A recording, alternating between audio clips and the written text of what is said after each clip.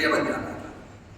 तो ये जो चीजें होती थी ये कर्मों के आधार पर होती थी। मैंने ये चीजें आप लोगों के सामने अभी क्यों बताई? इसीलिए क्योंकि आई सिंगुलर ही है, ऐसा समझ लो शूद्र जाति का है, लेकिन उसके काम पूरे ब्राह्मणों जैसे हैं। क्या बात समझ में आ रही है? तो उसको माना क्या जाएगा? ब्राह्मण।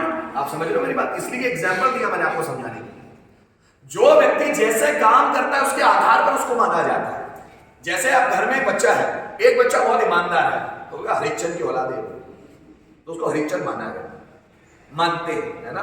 एक बच्चा बहुत भयंकर लोगों को मारता कूटता रहता, किसी को फेंक देता, किसी को, रावण है साला है, तो उसको रावण की संज्ञा दी गई, उसको रावण माना गया। बात समझ में आ रही? तो यहां पर भी आई को माना गया क्योंकि उसके ज्यादातर काम प्लूरल के साथ है। समझे आप? यू के भी ज्यादातर काम प्लूरल के साथ है, इसलिए आई और यू को हम प्लूरल सब्जेक्ट में काउंट करते हैं। दोनों singular. Is it okay? Singular subject और प्लूरल सब्जेक्ट। सिंगुलर सब्जेक्ट का मतलब होता है एक वचन करता, प्लूरल सब्जेक्ट का मतलब होता है बहुवचन करता। सिंगुलर सब्जेक्ट मतलब ही, शी, इट और नेम। प्लूरल सब्जेक्ट मतलब आई, यू, वी और दे। ही का मतलब वह, शी का मतलब वह, इट का मतलब यह और नेम मतलब नाम। आई का मतलब मैं, यू का मतलब तुम, यहाँ, वी का मतलब हम और दे मतलब आगे बात करेंगे।